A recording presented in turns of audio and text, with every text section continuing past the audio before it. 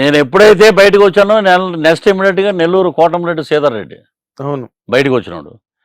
రఘురామకృష్ణరాజు గారు మాకు ఆద్యుడు ముందు ఆయన పెద్ద ఫైటర్, ఆయన ఫైటరు. మామూలు ఫైటర్ కాదు. ఎంత ఇది ఇప్పుడు పైన మాట్లాడేవాడు ఏముందంటే, ఇప్పుడు చాలా మంది ఇండస్ట్రీలోనే గోడ మీద పిలివాటంలో చాలా మంది ఉన్నారు. అవును, చాలా మంది బాహాటంగా చెప్పగలుగుతా నేను. చాలా మంది ఉన్నారు. ఇది మీ నోటీస్ వరకు వచ్చిందా? బొత్స సత్యనారాయణ గారు కూడా జనసేనలోకి వచ్చేస్తున్నారు, వస్తారండి షార్ట్లీ వినిపిస్తోంది. ఇప్పుడు చాలా మంది ఉన్నారండి. ఎందుకంటే మీకు అదేమైనా అథెంటిక్ గా ఏదైనా మీకు తెలిసిందా? మాట్లాడిన కూడా ఉండలేడండి, అక్కడ ఎమ్మలేడు. ఇప్పుడు చాలా మంది స్టేజ్ మీద గెక్కేయటం, మేము అనుకున్నామండి పవన్ కళ్యాణ్ గారు బ్రహ్మాండం గెలిచేస్తారు జిందాబాద్ అని అంటాం. ఇవన్నీ ఏంటంటే టైం బీయింగ్ గా ఉన్నవాళ్ళు వీళ్ళందరూ. మేము ప్రచారం చేస్తున్నప్పుడు ఎంతమంది నవ్వుకున్న వ్యక్తులు ఉన్నారో నాకు తెలుసండి, పేర్లు అనవసరం.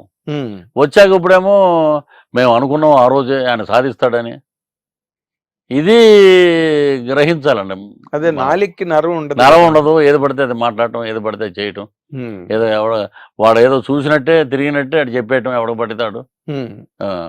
అది అది అంటే మీరు 11 మిగిలేయి అన్న మీరు స్టేజ్ మీద దాన్ని మ్యాచ్ చేసి చెప్పడం అన్నది చాలా కలకలం సృష్టించింది. మీ నోటీస్కి వచ్చిందో లేదో, అప్పుడే వైఎస్ఆర్సిపి వాళ్ళు బాయ్కాట్ లైలా అంటున్నారు, బాయ్కాట్ లైలా అని చెప్పి దాని మీద చాలా గందరగోళం, అప్పుడే కాంట్రవర్సీ ఉంటది కదండి. ఇప్పుడు దానికి బాయ్కాట్ లైలా ఇంకో లైలా అనేదానికన్నా మరి మీరు చేసిన అకృత్యాలు ఎన్ని ఉన్నాయి? మీకు ఏదన్నా అంటే గుచ్చుకున్నట్టు ఉంటది, కానీ కాంట్రవర్సీ చేయాలంటే 100 రకాలుగా చేయొచ్చు అండి. అదేలేండి. అదే రేపు 14 రిలీజ్ వ్యాలంటైన్ డే అంటే ఇవాళ ఉదయం నుంచే అన్ని ప్రారంభం అయిపోయాయి. పృథ్వీ గారు లాంటి వాళ్ళని పిలిస్తే మీకు ఇదే నష్టం, ఇలా మాట్లాడతాడు ఆయన, ప్రతిదీ ఓపెన్ గా మాట్లాడతాడు, బాయ్కాట్ లైలా అని ఇలాగేవో మొదలెట్టారు అప్పుడే దాని మీద. అదొక పబ్లిసిటీ అనుకోండి, అంతే. సినిమా పబ్లిసిటీ అది బాగా, అంతే. దాని మించింది ఇంకేం లేదు. ఆ తర్వాత ఇప్పుడు మీరు ఈ మధ్య రోజుల్లో మనం చూసుకుంటే బాలయ్య బాబు గారికి అంత గొప్ప పురస్కారం లభించింది. అవునండి. దాని మీద మీరు ఎక్కడ ఏమి మాట్లాడలేదు అసలు? అంటే నేను డైరెక్ట్ గా బాలయ్య బాబు గారి దగ్గరికి వెళ్ళి మాట్లాడదాం అనేది తీసుకెళ్ళమని. ఇప్పుడు ఆయన ఏ షూటింగ్ లో ఉంటారు, లేకపోతే వేరే చోట ఎవరైనా ప్రభుత్వ కార్యక్రమంలో ఉంటారో మనకి తెలియదు కదండి. నేను అందులో అవుట్డోర్ లో ఉండటం వల్ల షూటింగ్, ఆయనకి అవార్డు రావడం నిజంగా చాలా స్పందించాను. నిజంగా బాలయ్య బాబు గారు పద్మభూషణ్ రావడం అద్భుతం. ఇండస్ట్రీలో పద్మ విభూషణుడు ఉన్నాడు, పద్మశ్రీలు చాలామంది ఉన్నారు, దాదాసాహెబ్ పాల్కే ఉన్నారు, అలాగే పద్మభూషణ్ బాలయ్య బాబు. చరిత్రలో నేను అనుకోవటం అఖండ 2కి నేషనల్ అవార్డు రావచ్చామని ప్రెడిక్ట్ చేస్తున్నారండి చాలామంది. ఎందుకంటే హిందూయిజం ఈరోజు కుంభమేళా ఇంత అద్భుతంగా ప్రపంచ దేశాలు పొగుడుతున్నాయంటే అదే కుంభమేళాలో వీళ్ళు షూటింగ్ చేస్తారండి, తెలిసింది, చాలామంది చెప్పారు, బోయపాటి గారు చేస్తారు. సో ఇప్పుడు నార్త్ అంతా ఓం నమ శివాయ, హరహర మహాదేవ, శంభో శంకర పరమేశ్వర. ఆ ఇదిలో అఖండ 2 వచ్చిందంటే రేపు నేషనల్ అవార్డు వచ్చినా కూడా మనం ఆశ్చర్యపోవాల్సిన అవసరం లేదు. భరతఖండం భగ్గుమంటూ ఉంటుంది. అంతే. పరచూరు గోపాలకృష్ణ గారు రాసిన పుస్తకం అది, భరతఖండం భగ్గుమంటుంది. అద్భుతంగా రేపు రావచ్చు. ఆయనకి రావడం నిజంగా గొప్ప అదృష్టం. ఒకే ఇంట్లో పద్మశ్రీ, పద్మభూషణ్, నటరత్న నందమూరి తారక రామారావు, ఆయనకి భారతరత్న ఆయనకి రావాలి. అది అది ఎవరో ఆపటా కూడా అర్హులు కాదు. భారతరత్న మన పెద్ద ఆయనకి ఇవ్వాలి. అది బాలకృష్ణ గారు కూడా అన్నారు మొన్న. అవును, అన్నారు. బాలకృష్ణ గారు మొన్న అన్నారు, కానీ ఏనాటి నుంచో ఉందండి అది. బట్ చిరంజీవి గారికి హైలీ ఎక్స్పెక్టెడ్ భారతరత్న అనేది కూడా నడుస్తున్నదండి. నెక్స్ట్ ఇయర్ గ్యారంటీ అదే అండి అన్నది బాగా గట్టిగా బలంగా వినిపిస్తుంది. తప్పకుండా వస్తుందండి. So nice of you Prithvi garu. Thank you sir. మళ్ళీ మీరు తమిళ సినిమాల్లోకి పడి తెలుగు మీడియాని మర్చిపోకండి, సినిమాలను వదలకండి. లేదండి, ఇప్పుడు ఆర్యన్ సినిమాకి ఏదో 4-5 నెలలు కనిపించకుండా చిన్న సినిమాలు కూడా వదిలేయాల్సిన పరిస్థితి. కొంచెం జిమ్ గట్ట చేయాలి. ఎక్కడ ఉన్నా మీకు మటుకు టచ్ లో ఉంటాం మేము. మా పవర్ స్టార్ గారు అదే కట్ చేసి నేను అక్కడికి రాబోతున్నాను. మీరు తొందరపడి ఒక్క కోకిల ముందే ముందే అన్ని కూసేస్తున్నారు మీరు.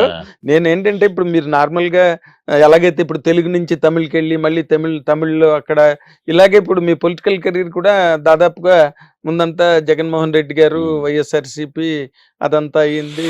మళ్ళీ మీరు పశ్చాత్తాపాన్ని మించిన ప్రాయశ్చిత్తం లేదంటారు కదా, పశ్చాత్తాప పడి మళ్ళీ అది మీ ద్వారా అయింది ఇంటర్వ్యూ, అది 2020లో మీ ద్వారానే అయింది. అది మాట్లాడి అరే ఇతను ఏం ప్రాబ్లం లేదు, పాపం అనవసరంగా ఎరిగించారు ఇతన్ని అని చెప్పి రాధాకృష్ణ గారు కూడా మాట్లాడి, అవును అలాగే ఉగ్రవాద శిక్షణా శిబిరం నుంచి వచ్చేవాడు మేము, అక్కడ జరిగింది ఇలా జరిగింది అది. అవును. సో మొన్న ఎందుకు ఇప్పుడు ఎలా ఉంది పవన్ కళ్యాణ్ గారు మాకు జనసేన అసలు మీ తాలూకా కార్యక్రమాలు సంతృప్తిగా ఉందా మీకు?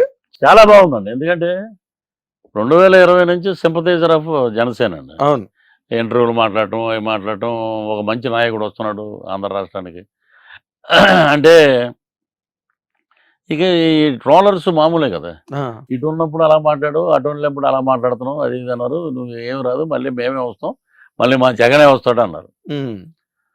చూస్తూ ఉండండి 151-24 అన్నా నేను అప్పుడు. ఈసారి 160-24 రాకపోతే అడగండి అన్నా నేను. నేను మామూలుగా ఆయనతోటి అప్పుడప్పుడు కలవటం మాట్లాడటం. నాగేంద్రబాబు గారండి మెయిన్, నాగేంద్రబాబు నువ్వు అలా డల్గా ఉండటం మాకు ఇష్టం లేదు, నీ కోవిడ్ వచ్చినప్పుడు ఎందుకు అక్కడ మా దగ్గరికి రా అని చెప్పి వాళ్ళే పిలిచి నాకు అన్ని రకాలుగా నన్ను ఆదుకుని నన్ను ఒక మనిషిగా నిలబెట్టిన వ్యక్తి ఎవరంటే నాగేంద్రబాబు, భీష్ముడు. అవును.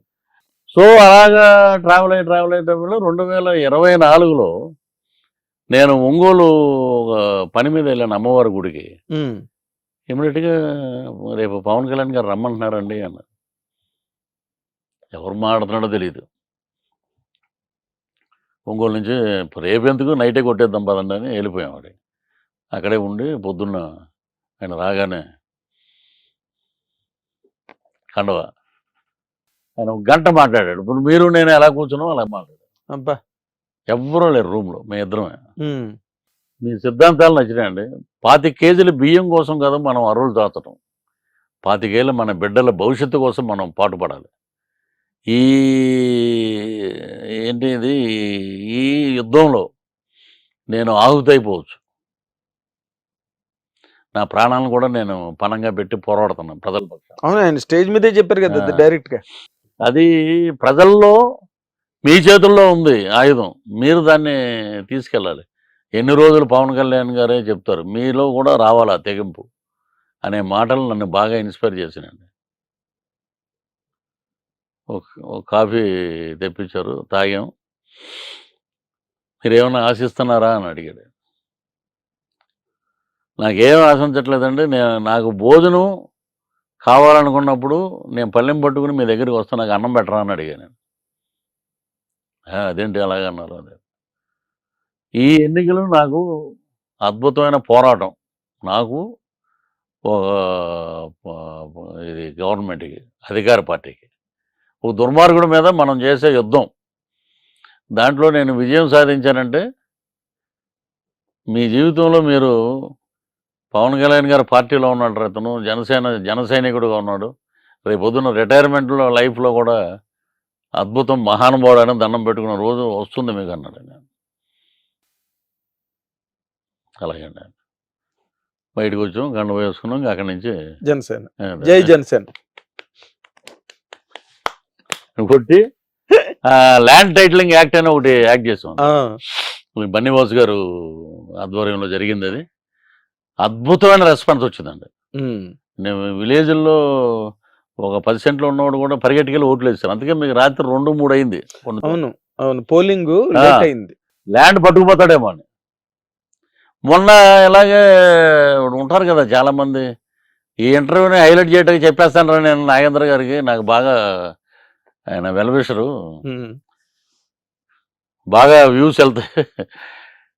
వాడు రాసుకుంటున్నాడు ఒక పాట, జన సైనికుడు, పిఠాపురంలో ఉంటాడు. ఈ చేతితోటే పథకాలు పెట్టాను, రంగస్థలంలో పాట. ఈ చేతితోటి పథకాలు పెట్టాను, ఈ చేతితోటి డబ్బులు పంచాను, ఈ చేతితోటి బటన్లు నొక్కాను, ఈ చేతితోటి రాష్ట్రాన్ని దోచాను, ఇన్ని చేసిన నాకు 11 ఇస్తారా, ఊరయ్యో నాయ్యా, ఊరయ్యో నాయ్యా. ఇది పాడి ఆ చిన్న కన్క్లూజన్ కూడా చెప్పావా అని అన్నాను.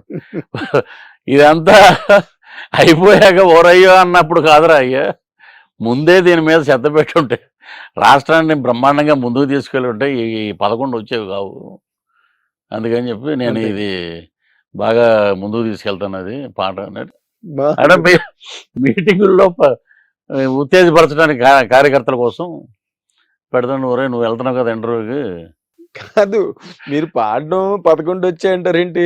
మీరు నిన్న ఫంక్షన్ లో కూడా, లైలా ఫంక్షన్ లో కూడా అది ఇప్పుడు అది అదేంటి అసలు నాకు అర్థం. అదేదో యాదృచ్ఛికంగా జరిగిందండి నాది. ఏంటంటే నేను మేకల బండి అవును. ఇలాంటి ఒక చోట దడికలు కట్టేశారు. దీంట్లో ఒక 60-70 ఉన్నాయి, అటుపక్క ఒక 60-70 ఉన్నాయి. ఎన్ని ఉన్నాయంటే 70 ఉంటాయండి. యోగది ఇంచుమించు 150 దగ్గరే ఉన్నాయి ఇవి. ఉమ్, లాస్ట్ నన్ను మేకల దాంట్లోంచి నా బామ్మర్దులు వచ్చి నన్ను బయటికి తీసుకొస్తారు. ఉమ్, నేను ఎవడు బావ ఇక్కడ కట్టేసాను నిన్ను అని బయటికి ఉమ్. తెచ్చినప్పుడు నా వెనకాలే ఉంటాయి అవన్నీ. 11 ఉన్నాయండి. నిజం ఇది. ఇలా తిరిగి చూస్తే 11 ఉన్నాయి. ఎవరిని ఇదేంట్రా ఇది? సో అది అలాగే యాక్సిడెంట్ అంటే గుర్తు చేస్తుంది. అంటే ఇది పృథ్వీరాజ్ స్క్రిప్ట్. ఆ, ఇది పృథ్వీరాజ్ స్క్రిప్ట్. ఇప్పుడు ఆయన దేవుడు స్క్రిప్ట్ అన్నాడు కదా, అవును, ఇది నా స్క్రిప్ట్. ఇది మీ స్క్రిప్ట్. ఇప్పుడు 23 ఉన్నాయి. మేము దాంట్లోంచి ఒక 8 మందినో 9 మందినో తీసేస్తే ప్రతిపక్షం కూడా ఉండదు అది అని మాట్లాడాడు కదా అప్పుడు. అవును, అవును. చంద్రబాబు నాయుడు గారు సైలెంట్ గా ఉన్నాడు. ఆయన ఏం మాట్లాడారు? ఆయన రాజకీయ దురంధరుడు అండి. Hit TV app